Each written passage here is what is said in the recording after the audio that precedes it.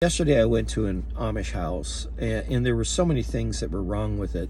I thought I would spend a moment and talk to you about it, because this is kind of like whatever could go wrong did go wrong kind of thing. This house was built in the 50s, and what they used was fieldstone.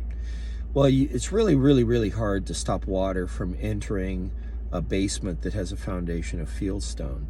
You really need to start, if you're going to use this material, then you have to dig down the outside, do the best you can with tar, and then put on bubble board.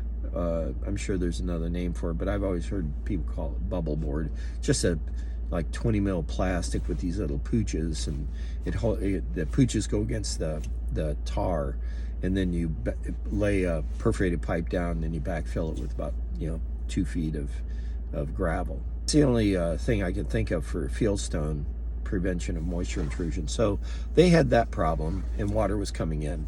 The other issue is they had a crawl space off the basement, and the distance between the dirt and the crawl space was only about 10 inches, so a human being could not get in there, and there's no vapor barrier. You look at this, and there's mold all over the floor joist, and so I told them that you have two options: take the floor up, or hire someone to get in there and dig the dirt out. But you really should do something. You can't tolerate that, or someday your floor is going to collapse because the mold's going to rot it so far. The other issue is that now, if you have a house that doesn't use electricity, you have to be aware that the humidity in the basement is going to build up, and the only way that you can create uplift of that moisture is by having a heat source. You have to use heat. They have a wood stove on the first floor, but I said that's not good enough. You have to cause uplift to remove the humidity out of the basement. And I said, look up. And so the overhead floor joists in the basement were just covered with mold.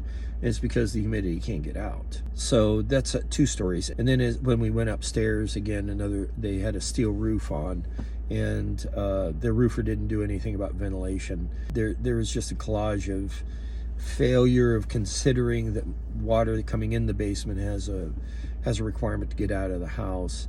The symptom of this issue of air not being able to get out of the house is mold on furniture.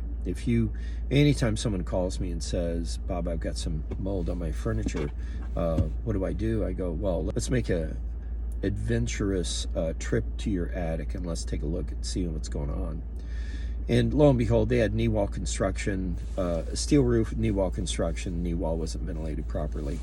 And we'll talk about knee walls another day. I wanted to mention about the basement and the crawl space more than anything, because I think that's what you're going to run into a lot. Bob Bennett, Farsight Management. It's better to use Farsight than hindsight.